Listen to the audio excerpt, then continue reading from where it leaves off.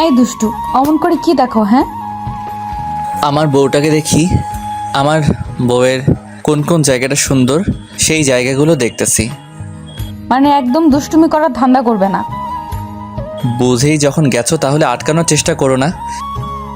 কি বলতে চাইছো তুমি? কি বলতে চাইছি বুঝতে পারছো না?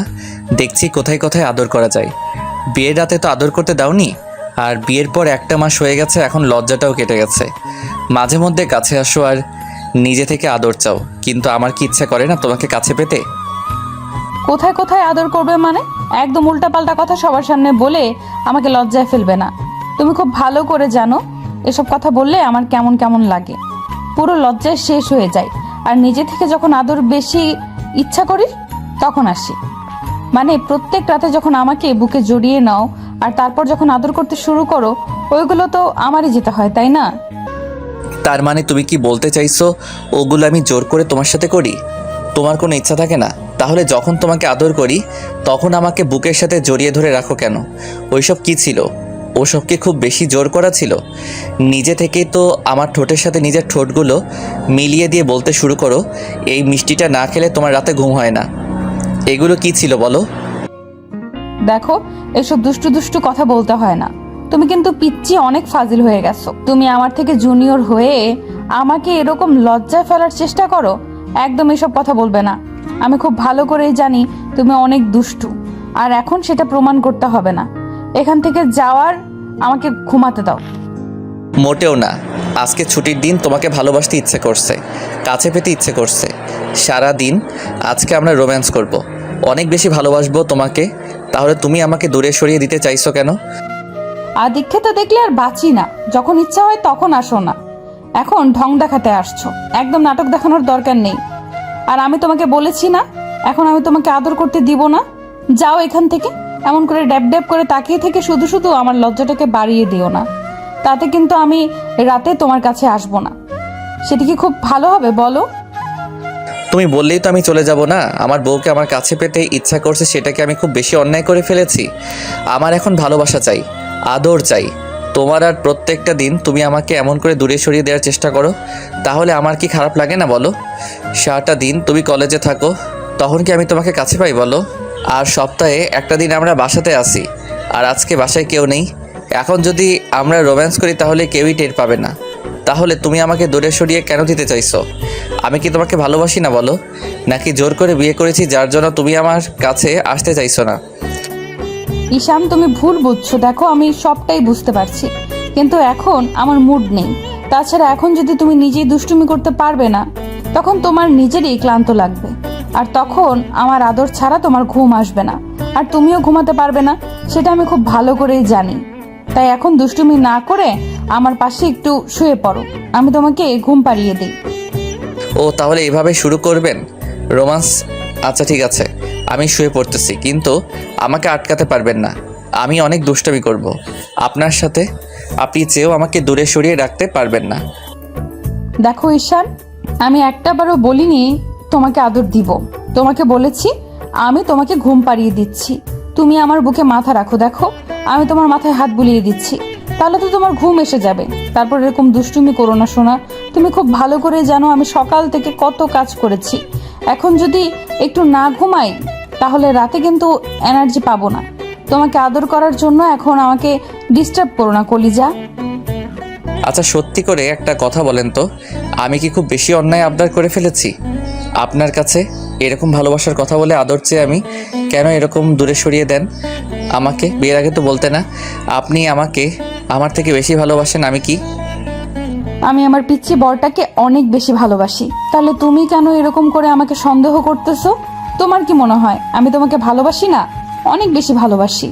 তোমাকে আর কি করলে বুঝতে পারবে যে ভালোবাসি বলো? এখন অনেক বেশি আদর দিতে হবে, অনেক বেশি ভালোবাসলে আমি বুঝতে পারবো আপনি আমাকে কত বেশি ভালোবাসেন। প্লিজ আমাকে দূরে সরিয়ে দিবেন না। আমি জানি আপনি আমার আদরটা ছাড়া দূরে সরে থাকতে পারবেন না। আর একবার যদি আদর করতে শুরু করি তাহলে আপনি আমাকে নিজের সাথে মিশিয়ে নেওয়ার চেষ্টা করবেন।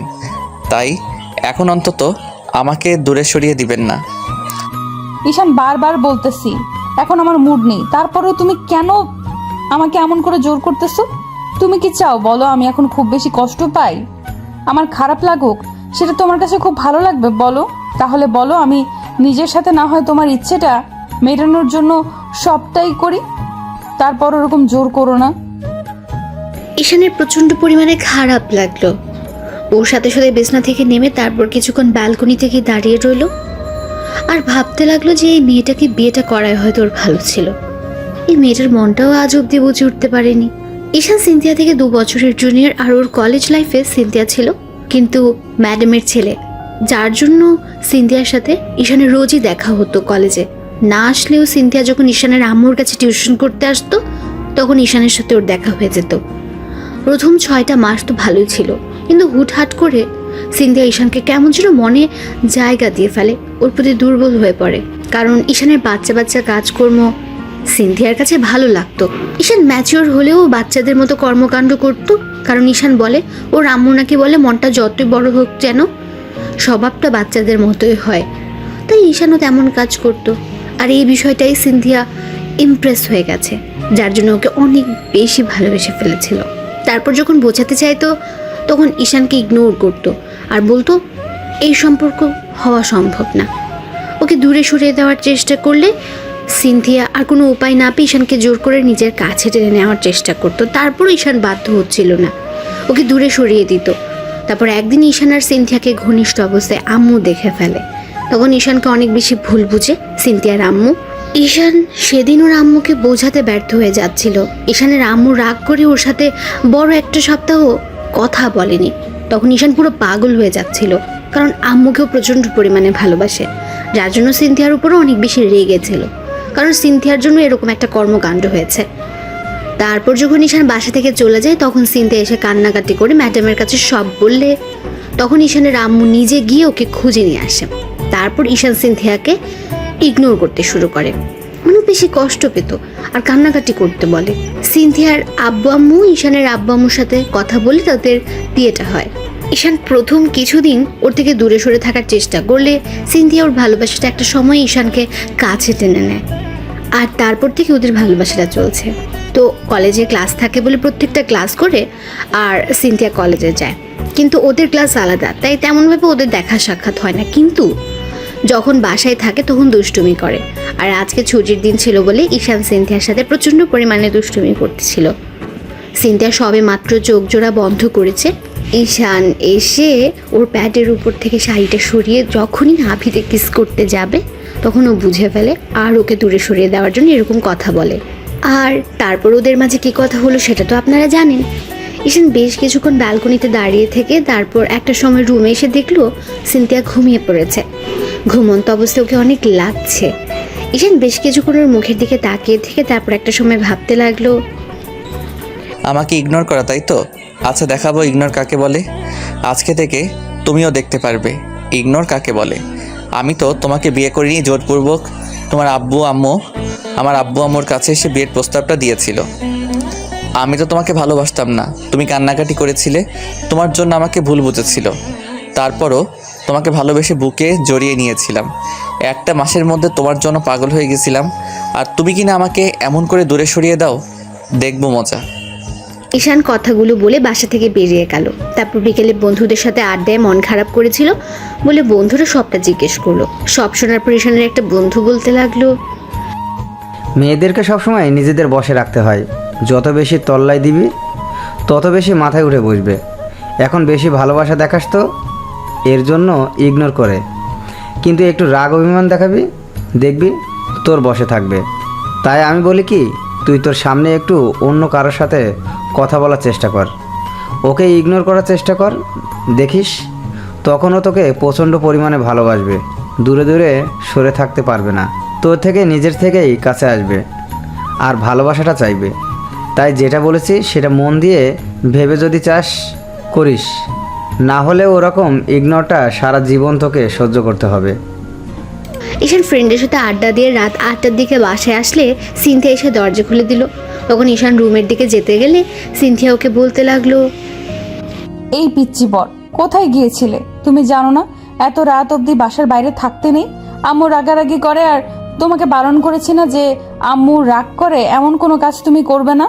তুমি জানো না তুমি এত বাইরে ঘুরে ঘুরি করলে আমার টেনশন হয়, তোমাকে নিয়ে আমি কত টেনশনে থাকি। এখন থেকে টেনশন করতে হবে না। আর আপনাকে কে বলেছে টেনশন করতে? ঘুমিয়ে পড়তেন আমাকে আমার জন্য বসে থাকতে।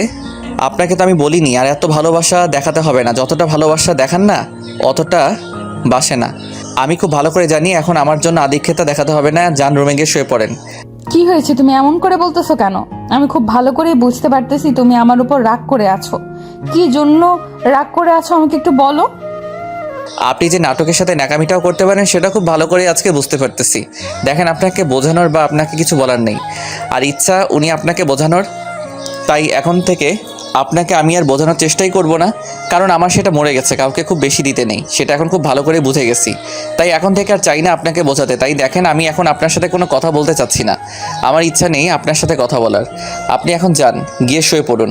আর আমার জন্য আপনাকে অপেক্ষা করতে হবে না কখনো। এখন থেকে আমি এত রাত করে বাড়ি ফিরবো, কালকে থেকে আরও রাত হবে। প্লিজ আমাকে ডিস্টার্ব করবেন না। আপনি আমার উপর অধিকারটা দেখাবেন না। ঈশান কথাগুলো বলে রুমে চলে আসলো। সিনথিয়া বুঝতে পারলো যে ঈশান হয়তো কোনো কারণে ওর উপর রেগে আছে, যার জন্য এমন করে কথা বলছে।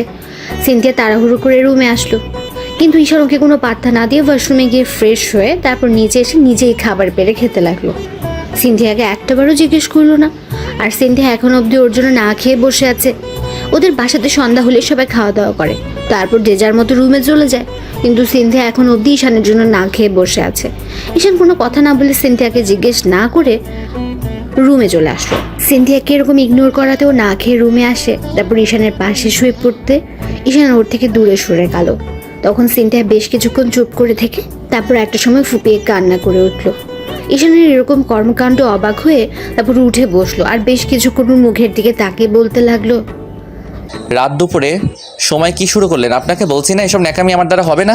আর আপনি যদি ভেবে থাকেন আমি আপনাকে এরকম করে কাছে টেনে নিব আর ইগনোর করব, না, সেটা তো আপনার ভুল ধারণা। আপনি আমাকে নিজেই দূরে সরিয়ে দিতে বাধ্য করেছেন, আর এখন সামান্য ইগনোর মেনে নিতে পারছেন না। দেখেন, এত ঢং দেখানোর কিছু নেই। ভালোবাসাটা এখন থেকে আর দেখতে পাবেন না। এই ইগনোরটা এখান থেকে তো আপনাকে সহ্য করতে হবে। যেটা বলার সরাসরি বললাম। এত রাত এই মাঝরাতে এসে এরকম ঢং দেখাবেন না, যেটা আমি সহ্য করতে পারি না। তুমি আমার উপর এত বেশি রাগ করে আছো আমি বুঝতে পেরেছি। আমি তখন ওই কথাগুলো অমন করে বলেছি তোমাকে ইগনোর করেছি বলে তুমি আমাকে ইগনোর করতেছো। প্লিজ বাবু, একটা বার আমার উপর থেকে রাগ অভিমানটা কমাও। আমি আর কখনো এরকম বলবো না। আমি তো তোমাকে ভালোবেসে বিয়ে করেছি, তাই না বলো? তুমি আমাকে ভালোবাসতে না, তারপরও আমি তোমাকে ভালোবাসি। তাহলে তুমি বুঝতে পারো না তুমি এমন করে ইগনোর করলে আমার কত বেশি কষ্ট হয়? না, আমি বুঝি না আর বুঝতেও চাই না। তাই এখন কিছু বোঝাতে হবে না। আপনি চুপচাপ থাকবেন, না হলে আমাকে রুম থেকে বেরিয়ে যেতে হবে। ঈশানের কথাতে সিনথিয়া আরো জোরে জোরে কান্না করে উঠলো। তখন সিনথিয়া উঠে বসে তারপর ওর মুখের দুপাশে হাত রাখতে ওর হাতটা ছাড়িয়ে নিতে গেলে সিনথিয়া আবার ওকে এবার ঝাপটে জড়িয়ে ধরলো আর ফুপিয়ে কান্না করে দিল। ঈশান বুঝতে পারছে যে পাগলিতে একটা দিনই বুঝে গেছে ওর ইগনোরটা সিনথিয়ার পক্ষেই সহ্য করা সম্ভব না। ঈশান রাগ করে থাকতে পারলো না, বুকের সাথে পাগলিটাকে শক্ত করে জড়িয়ে ধরে বলতে লাগলো, সামান্য কয়েকটা ঘন্টার জন্য সহ্য করতে পারেন না? তাহলে আপনার থেকে দূরে সরে থাকি, বিয়ের প্রথমে যেমনটা করেছিলাম তেমন করতে শুরু করি, তাহলে কত বেশি কষ্ট হবে। আর কখনো এরকম হবে না। আমার বাবুটাকে এখন থেকে অনেক বেশি ভালোবাসবো। দেখি, তাকাও আমার দিকে। সিনথিয়া কথাটা বলেই ঈশানের মুখে দুই পাশে হাত রেখে ওর সারা মুখে কিস করতে লাগলো। তারপর একটা সময় ঈশান ওকে শান্ত করার জন্য বুকে শক্ত করে জড়িয়ে ধরলো। এখন এখানে কিছু একটা তো হবে, তাই আপনাদের থাকাটা শ্রেয় নয়।